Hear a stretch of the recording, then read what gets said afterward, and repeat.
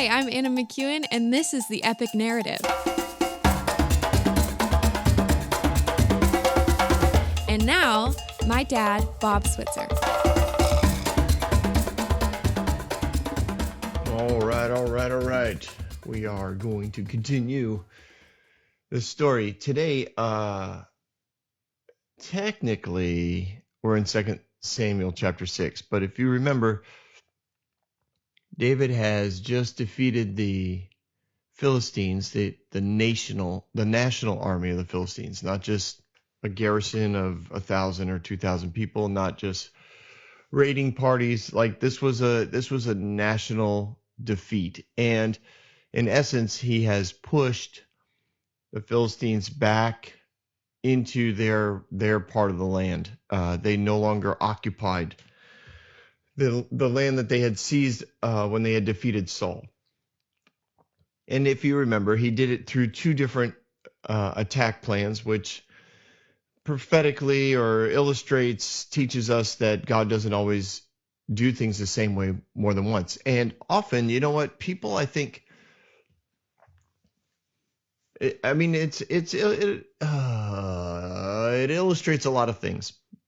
But specifically, I was thinking there are people who have seen great victory in their life, and then they stop consulting God on how to continue in victory.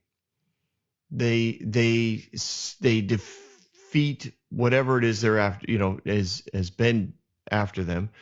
They defeat it, and then they do not do battle any other way but that way for the rest of their lives, and often they end up falling back against the enemy, or the enemy maintains the ground or takes the ground back, however you want to illustrate it in your mind.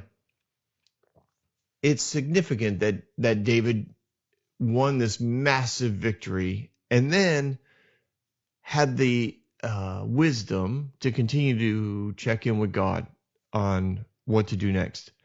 And remember, God was like, yeah, go into battle. Yes, I think that this plan that has been proposed is actually the better plan. It's different than before. They're ready for you.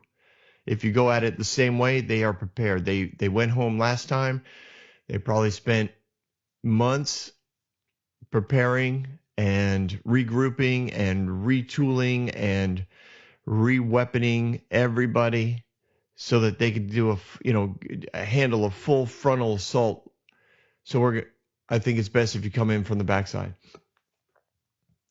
And we walked through all of that. I don't mean to do too much on this. I think it's significant for a lot of people, and honestly, a lot of churches and ministries that or organizations. I mean, it doesn't even have to be quote God stuff, right? This is just a good principle. You don't always do battle the same way every single time. It's not that you shouldn't. It's that you should check. You should check in. You should go to those who have wisdom and counsel, and you check in with God, and you just say, do we keep doing this the same way? Man, there are so many amazing things that have lost momentum and lost ground in the marketplace or in the corporate world, or also in the ministry world. They've lost the ground because they just could not get out of the same rut. And some of them are big enough to survive for a lot of years. And I've seen them. And you get there, or you watch a recording of what's going on, and it's like you're back in time. You've fallen back in time, and you say to yourself, "Wow, this is just like the old days." And you might have fun with it for a week or two, but you wouldn't want to stay there because it's not the old days anymore. It's just they're stuck. They're stuck. We're meant to be in movement. We're not meant to be at a campground. Glory. So in this episode, right, Jerusalem is the city. it's being built up. Contracts are being signed. Power is being centralized. And by that, I mean money is pouring into the city and then subsequently into the nation, because the nation is being seen as a nation at peace. Its king is a king of wisdom. Its availability is at the crossroads of life, right there along. It's a land, like geographically, it's perfectly located for major marketing and trade, as well as agriculture and architecture. As people are tradesmen. Remember the end of the last chapter, we saw that the king of Tyre was sending his best artisans and materials, so that David can continue to build, landfills. It's called terraces, but where they fill in and block it up and then build on top of it. And that, holds true today. You go to the archaeology's digs in and around Jerusalem, and there's layer upon layer. That city was built upon itself a number of times.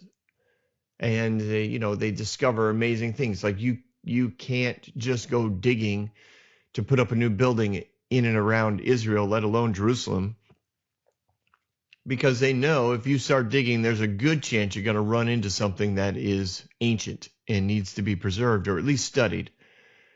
So it's slow going for those who are trying to build in and around Jerusalem, because of this sort of thing, the terrace building and the expansion and the government buildings. And the Philistines have been defeated, and they're moved back into their end of the land, and they're recovering and trying to figure out how they're going to interact with David. And David is ready to bring back the Ark of the Covenant. Now, let's do a little thinking about the Ark. The Ark is symbolic, right? It was something that Moses was instructed to build. It was something that led the nation in the wilderness. It was in the tabernacle. It was part of the worship ceremonies. It held a ton of symbolic representation of the presence of God. It also showed the power of God and the presence of God before the presence lifted, but it was there and it was powerful. The cloud by day, the fire at night. This was huge.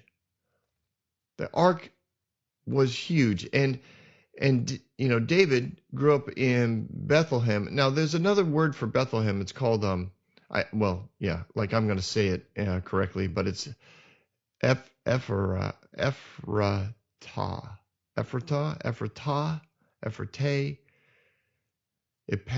Epaphra. I don't know. It's Ephratah. There. Now you all know.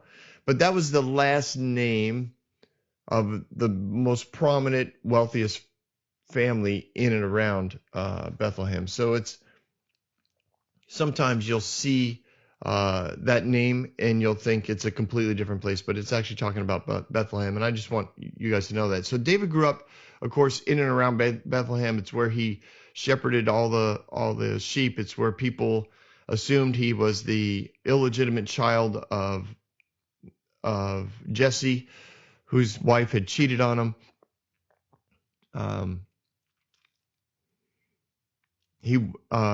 Anyways, I'm reading my notes. I want to make sure I cover all those little details, because it's important.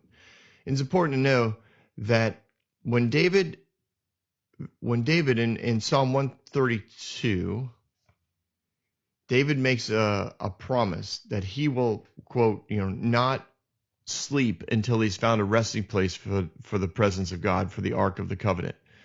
Now, obviously, David did sleep, but his point was that he had committed his life to finding a place for the Ark to be permanently. He knew where the Ark was. Now, the Ark, All right, so let's go back a little further. In 1 Samuel chapter 4, the Samuel, who was at that point in charge of the nation, he was the prophet of God and the leader of the nation. So they were at war against the Philistines, which was not unusual. They had a really good record of beating the Philistines. And the general practice was that the Ark of the Covenant would come with them into battle. Not all the time, but usually. But when Samuel thought that they had a pretty good chance of just winning the battle anyway, the Ark would stay in at the tabernacle. Well, in this particular battle, things were not going well. They brought the Ark up. Everyone got excited. They were confident they were going to win. Like, it was a huge boost to the army.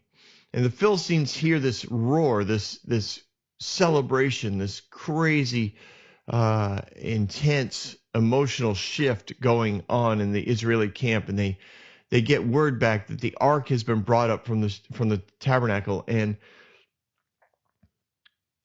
they're about ready to just kind of give up because they know that the Ark is basically undefeatable. But they rally. And probably under some inspirational speech, their leadership says, hey, if we focus, if we beat this, then we will have the Ark and we will be undefeatable. And so everybody gets fired up. Everyone gets fired up. Everyone goes into battle. The Philistines win and they capture the Ark.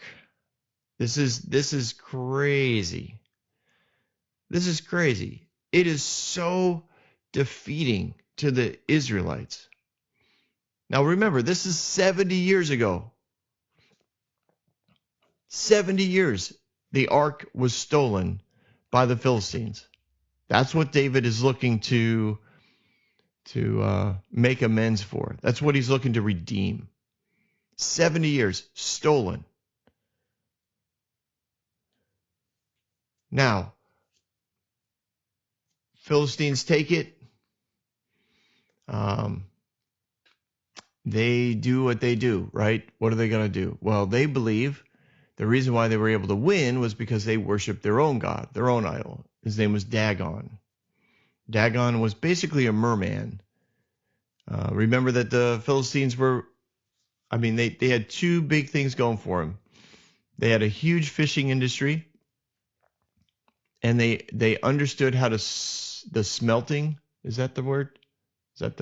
My engineer is saying yes. The smelting of iron, so they could make iron weapons and tools, and they could charge exorbitant amounts of money for them because they were the only ones in the known world that were able to mine the ore and smelt it, and so they could make iron plows and iron wheels or whatever. They had a corner on the market. So they worshiped this merman, Dagon, and this was a common practice, right? When you defeated somebody, and the Philistines didn't only fight the Israelites. They were like any nation. They'd go after easy pickings here and there, and they would take the idols of that particular tribe or that family group or that nation, and they would take them to the temple of Dagon, which evidently had an idol. According to archaeologists, they believe it was about 80 feet tall. They would take it into the temple and dedicate these gods, put them in subservient positions around their god, around their idol. And there, I'm sure there'd be some ceremony, and they would humiliate the idols, and maybe they make some of the captured slaves watch how they mock and make fun of the idols. There was a whole culture around this. So they take the Ark of the Covenant. This is, again, 70 years ago, from when we're talking about here in 2 Samuel 6. They take the Ark of the Covenant. They carry it into the temple of Dagon. I'm sure they do this whole hoopla, rah-rah deal. They're all exalting their merman.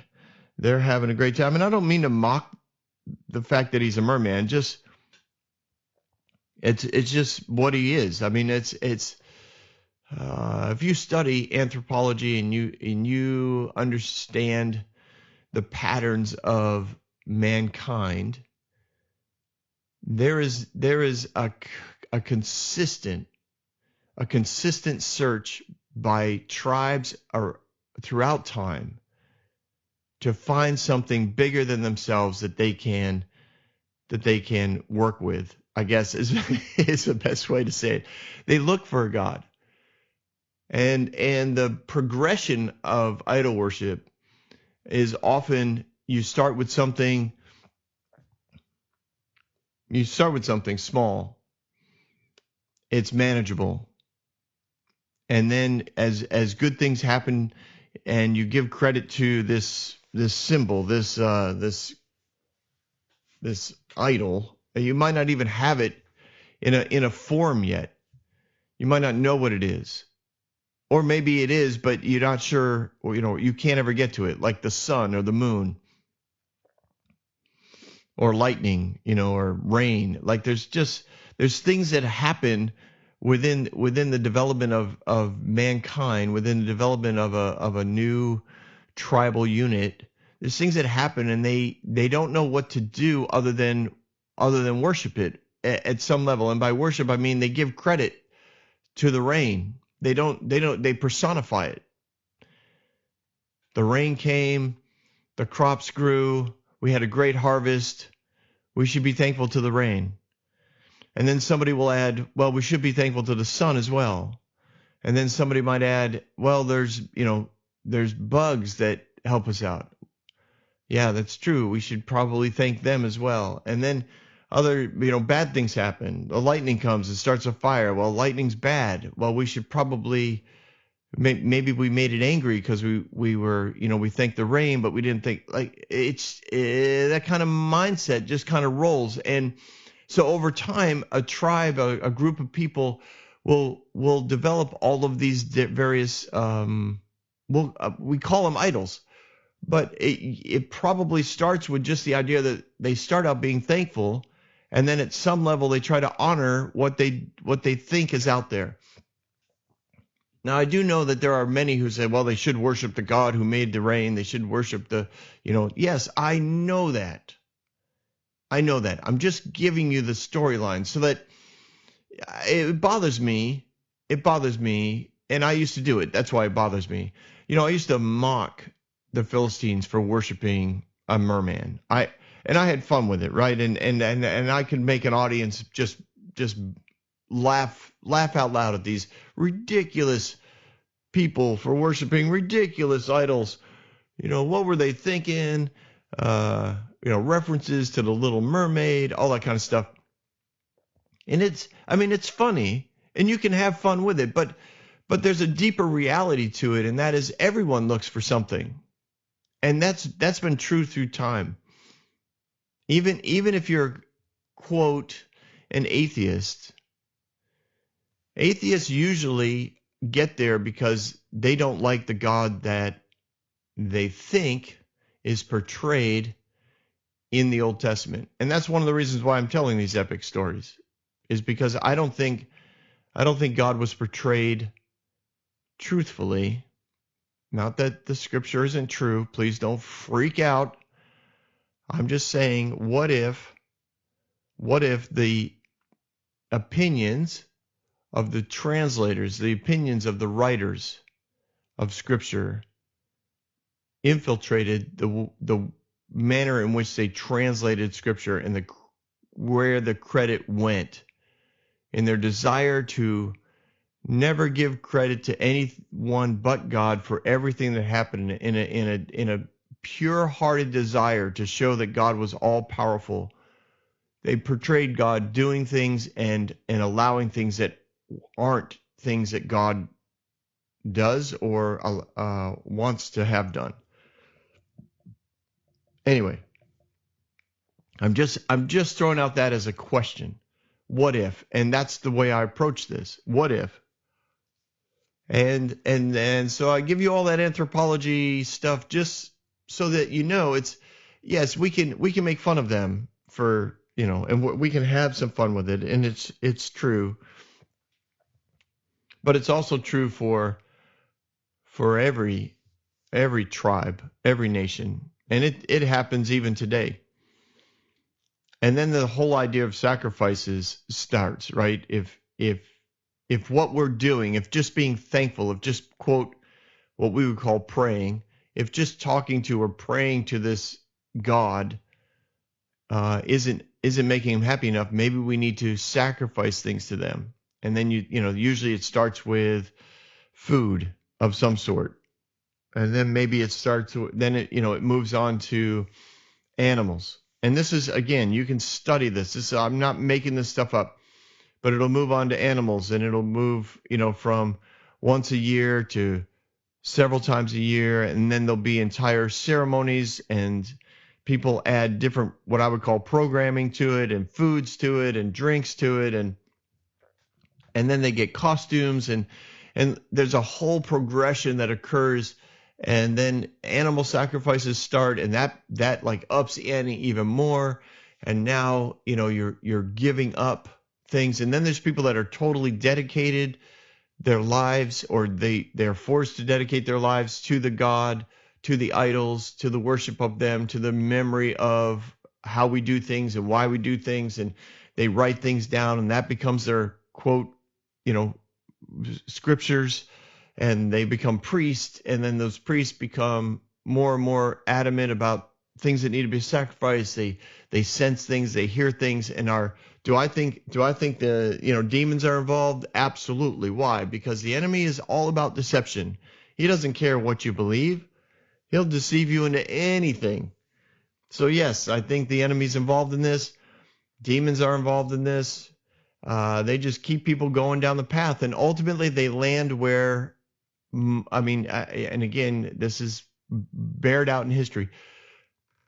They land on the ultimate sacrifice, which is human sacrifice. And sometimes it's a young virgin, sometimes it's a baby, sometimes it's an elder of high standing, or they sacrifice somebody who they determine has created a rift between them and God, like they've created treason, so to speak. It goes on, but human sacrifice becomes part of the kind of the end game of the worship, of the development. All that to say, wow, Bob, that was a rabbit trail. Yeah, no, that's not what I wanted to say. What I want to say is, I say all that because I can and I have the time to throw that out. But all that goes into my mind when I see that they took the what am I saying? Oh, the ark. They took the ark to the temple of Dagon, because in their minds, this was going to keep Dagon happy. He was going to look down and see that they had conquered the God of the Israelites, this God called Jehovah or Yahweh. They bring the ark into this temple, which evidently is beautiful and big, and they go to bed, and they get up the next day, and Dagon had fallen. This is an 80-foot piece of probably rock, could have been wood. It's huge. It falls before the ark.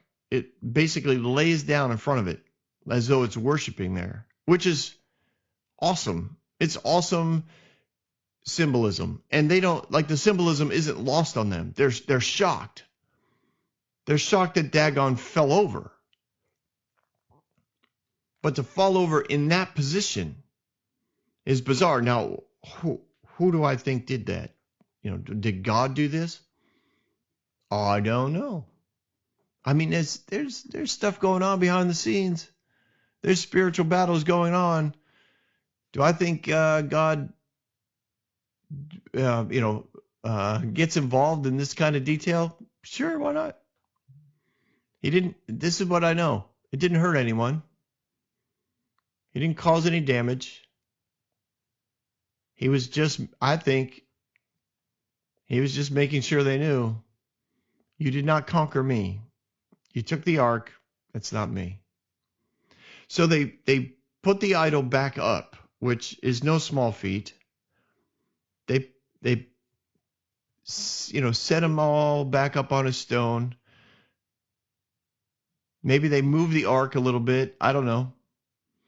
But then he falls down again. The next night he falls again, lands right in front of the ark as though he's worshiping there. Whoa. They get up the next morning. They're like, all right, no. This ain't good. All right. We need to move the ark. We can't be standing our God up every day.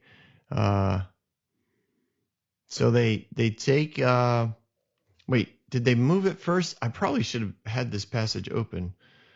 Let's see. It was let me see if I have it in my notes. Let's see. The ark was so before. Let's see. David grew up. Yeah, I already covered that. All right. First, there are my notes. They set it back up. Next day it fell again. Okay, so then, that's what happened. So, okay. Oh, yeah. All right. So in the city, and I wrote that down too. Again, I'm probably not going to say it right, but Ashdod, in the city of Ashdod, where the temple was located, Temple of Dagon, it says that the Lord sent tumors on all the people. Now, I don't think God sends tumors. I think the enemy looked at it and took advantage of an opportunity. He took advantage of an opportunity to destroy people. That's what the enemy does. He comes to kill, steal, and destroy. If he can cause sickness, he'll do it. The people look at 2 days of their idol falling down.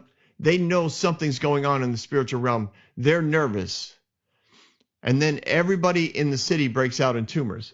I think the enemy does that because he doesn't stop until you're dead. He's not happy until you're dead. He sees an opportunity to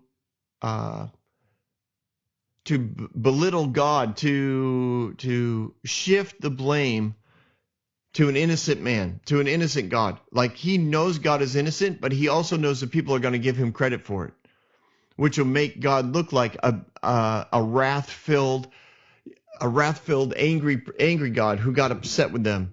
I mean, you please understand that. Whoa! I just dropped my microphone.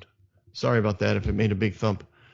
You have to understand the enemy is always out to be deceptive. He wants people to believe that God is this bipolar God who just like freaks out and sends sickness to everybody around him. Like that's what the enemy does. He does this all the time. And somehow we think that if he does it to God, like God's above this. No. If there's anyone he tries to disparage with a poor image, it's God. He knows what love does. He knows the life-giving restoration of God. He knows the love of the Father for all of his children. And if he can disparage that image, if he can destroy that image, if he can make that image foggy, cloudy, or completely disappear from somebody's mind, that's what he wants. So he sees an opportunity here. He sees that the idol has fallen twice, and I just think that's awesome and symbolic. And he says, all right, fine. Let's turn this around. Let's make God the bad guy. And he gives everybody in the city tumors. So they freak out. And they decide to move the ark in their own mind. They're thinking, okay, we didn't have any problems until the ark showed up. So let's get rid of it. So they do. They send it to the capital city, stronghold, mighty fortress where the king lives. They send it to Gath. And the same sort of thing happens. More sickness breaks out. I know that there are many people who look at this and say, this is God. God getting back at the bad people, God getting back at the Philistines for attacking Israel, God getting back. I don't see Jesus ever doing that. I don't. And if Jesus is the picture of God, which he claims to be, and if God claims Jesus to be his son and the picture of himself, they agree with one another. This is who I am. Jesus did not retaliate in this way. That's what I always go to.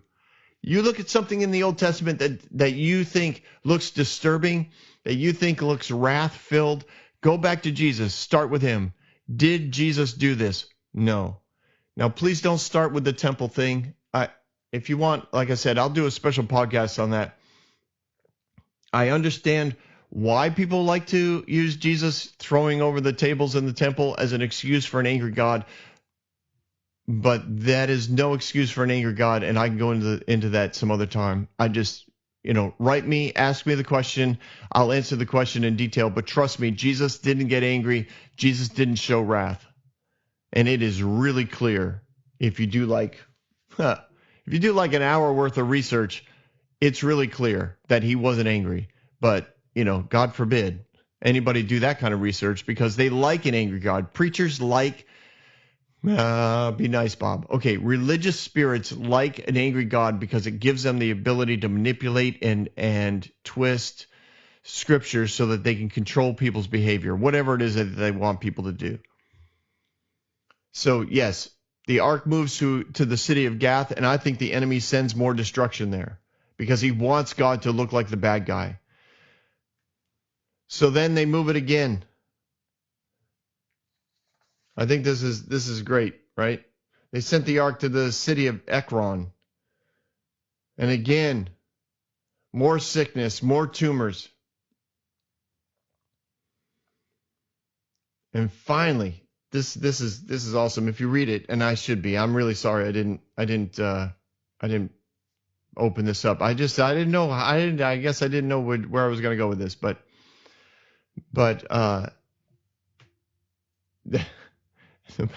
there's literally like a meeting of the government, like everybody gets together. Ekron, it goes to Ekron, more sickness, more tumors. They're like, everywhere we go with this ark, bad things happen. So what should we do? Moving it around isn't working. Like this is now a national problem. Again, this is 70 years ago. They're like, we defeated an enemy, we took their God home with us, and now their God, they give credit to God. Do you understand what the devil's doing here? Do you understand what the enemy is doing here? He's convinced the people that God's the bad guy. He's convinced the people that God's doing all of this sickness and disease and death, which is the exact definition that God gives the enemy. He brings sickness, disease, and death. So the enemy has literally, he's so deceptive, he's so good at this, that he's given his definition is now plastered on God. So the government officials can't figure out what to do, so they bring in the religious officials, and they're like, okay, what do we do with this ark? And they say, well, clearly we made their God really mad, so we should send it back. Send it back? Yeah. How do we do that? Well, they're not thinking send it back to the nation. They're sending it back to whatever God it is, to Yahweh. So they're like, let's put it on a cart, a brand new cart that's never been used before. And let's put a really big ox in the front that, in their mind, can be used as a sacrifice. Like, they're not going to kill the ox because they want it to take the cart away, but this is a sacrifice. They're doing an animal sacrifice to the God Yahweh. And they probably know enough about the Israelite sacrificial system that they know that they do sacrifice bulls to their God. So they put it on the cart, and they put the oxen connected to, and then they just all step away, and the ox starts to wander. And in their minds, they are letting God take care of it. And it wanders back into Israel, and it wanders up to a particular to a city called Shemesh. Beth Shemesh. Now they see the ark. They see the ark, and I don't know what goes through their minds. I just don't. I don't know if it had to be curiosity. They see the ark. I don't know how far away from the city it was, but it had to be quite the sight, because this ox, I'm sure, is taking the road like the easiest road. I mean, it's pulling a cart. It's just wandering down the street. And everybody who's in and around the city, outside the city, working their, working the fields, they're farming, their marketers are coming in and out of the village gates, and this cart is just driverless cart. This is just wandering down the street. And it gets to the city, and of course it goes to the city gate, which is where the officials are, the wealthy, the influential, those with authority. And I'm sure the people are like, what do you want to do? Well, let's take a look at it. And they recognize it, right? It's maybe it had a cover on it. I don't know. But they recognize it. This is the Ark of the Covenant. Now, maybe they opened it up because they wanted to see if the Philistines had stolen what was inside, which would have been the copy of the Ten Commandments, Aaron's rod that had budded, and a little container of manna that never rotted, never disappeared. And all those had their various symbols, and of course they were all major points in a large story, their story. And I'll eventually get there, because if there's one thing I know about the story of the Bible is I've got years of material for this podcast. Years. It'll be fun. Because Exodus is a huge, huge story that I know a lot of people who don't like God don't like. They know that story, or they know enough of it that they think God is this horrible being that commits genocide and infanticide, and they use it as an excuse to just beat up the church and beat up people who believe in God, and they push deconstruction, which isn't, I don't think, bad. It's just, I think deconstruction is a first step you have to make in order to reconstruct something better, something more appropriate, something in line with the heart of God. Anyways, that's just me. Bob, focus. I know, my engineer in my head. Bob, you've got a story to tell. You've been 40 minutes. We literally haven't covered a verse. I know, but it's important that I think that we get this background. They open it. And it says, of course, they give God credit for this. And I don't think God did it. They open it and 50,000 people died. Now, I don't know how big the city is. I don't know if this was a huge ceremony.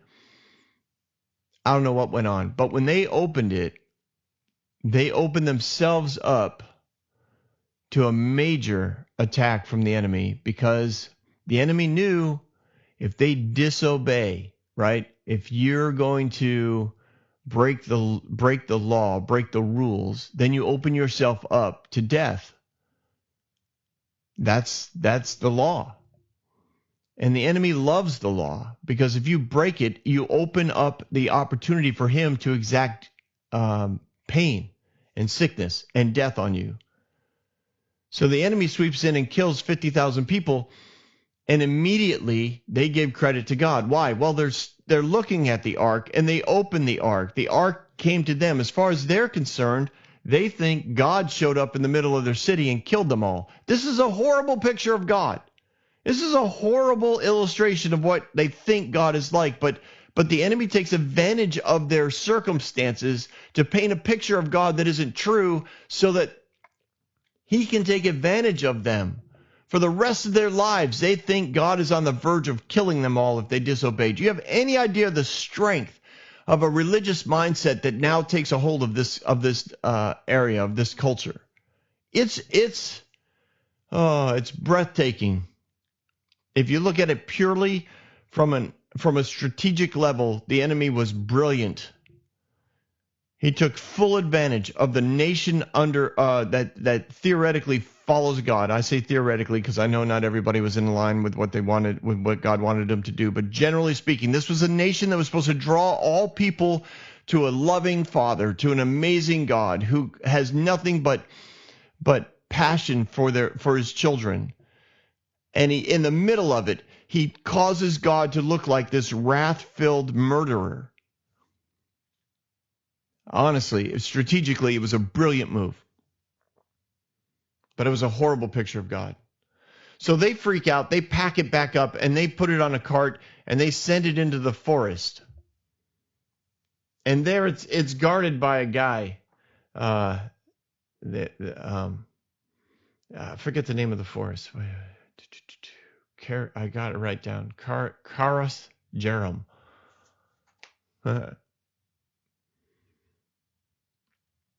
Karas Jeram, yeah.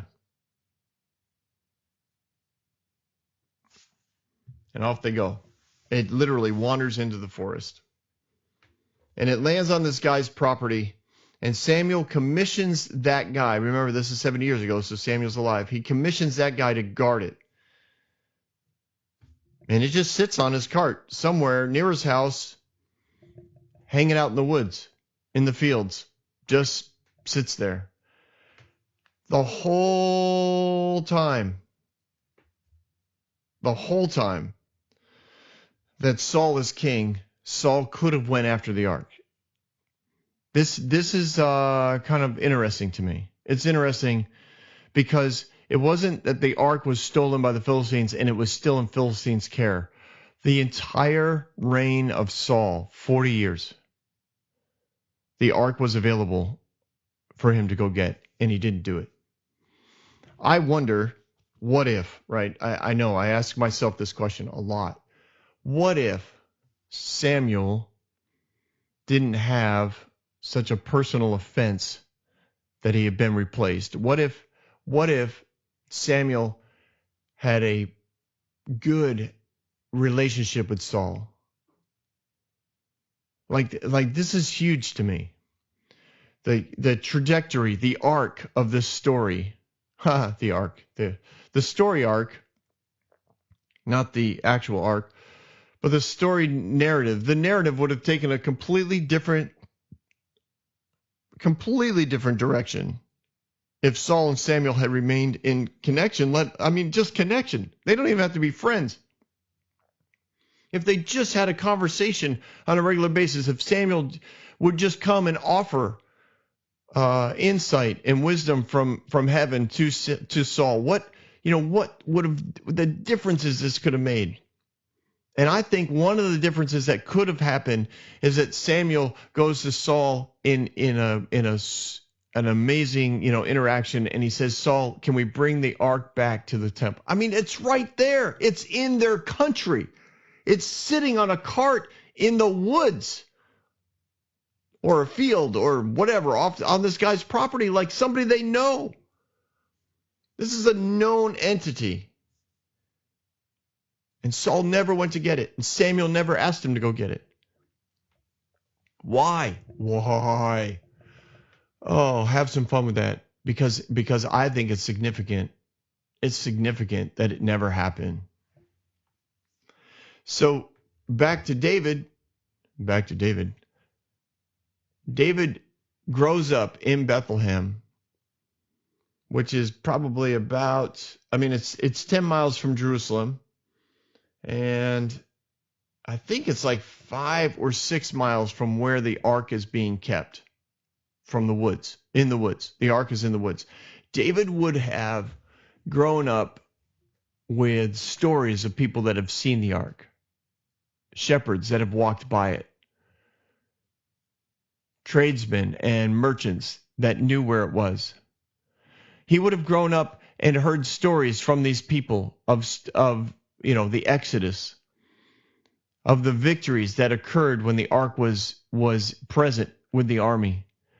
He would have known the symbolism of the ark. He would have known the passion that people had for the ark. He would have understood what it represented for people, and how the nation has never quite been the same since it was stolen.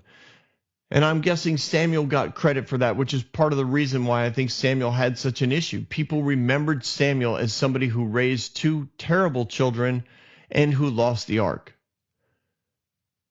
And he never went back to get it. And he never, connected with Saul in a way that could have redeemed it.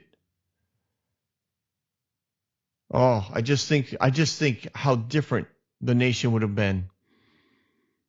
And no, I don't think it would have destroyed the plans of God. I just don't think God is that narrow in his sovereignty. I think his sovereignty is complete and whole and huge and contains all possibilities.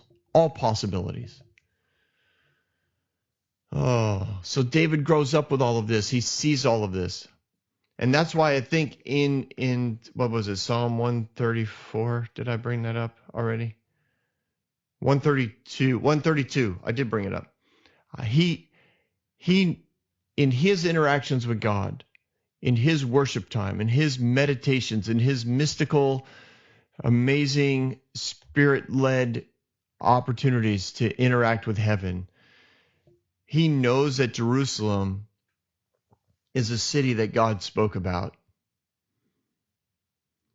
He knows that the ark is something that needs to be back where it belongs, and it needs to once again hold the role of the presence of God, hold the focus of people to come to God and to worship him there, where the ark once again becomes a symbol of God defeating the enemies of God winning the battles, which I think is, again, why David brought the head of Goliath to Jerusalem, even though Jerusalem was under the Jebusites. He brought the head there because he's like, this is where the enemies of God will be destroyed, because this city is going to belong to God, and I will not rest until the ark of God is brought back here.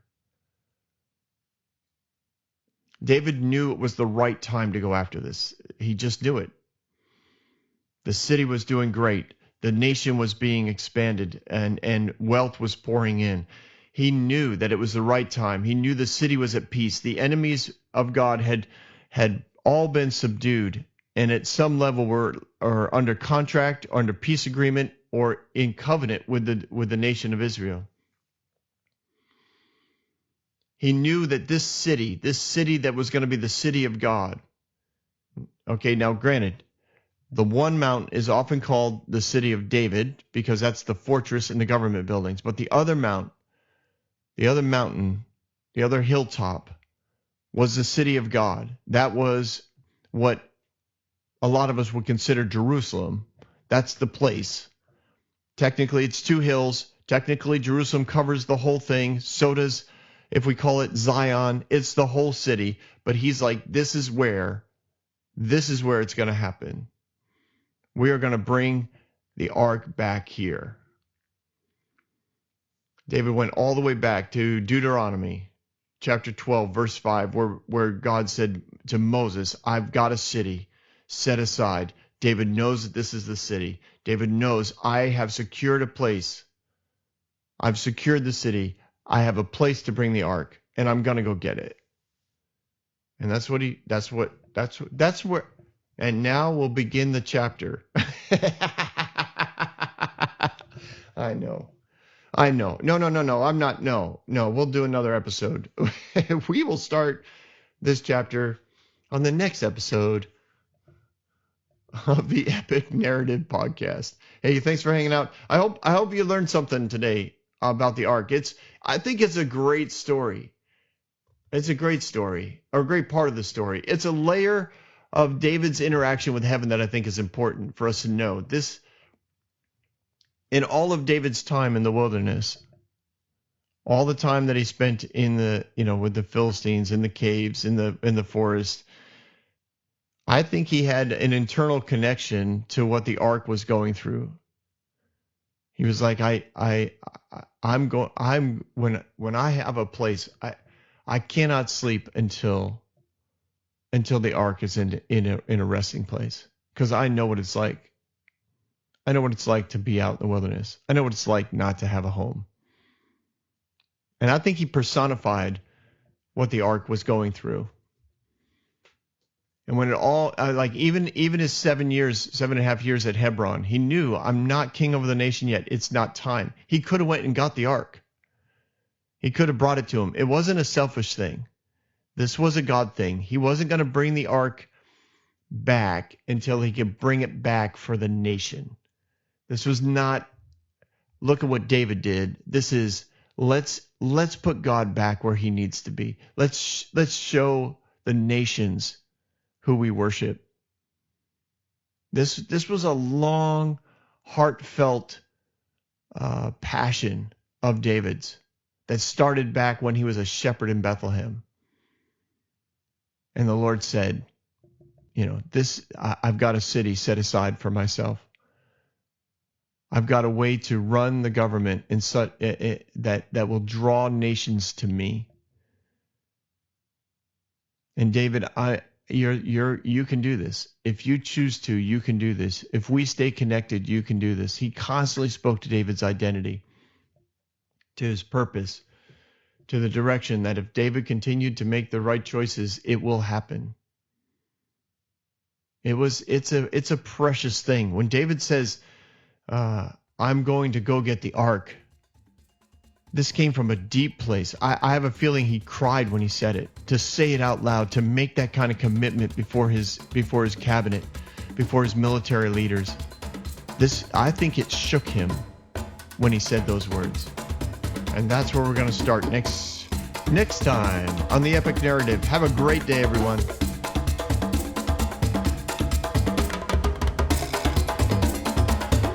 Hey everyone, thanks for listening. If you like what you heard, you can subscribe to this podcast on any platform you use.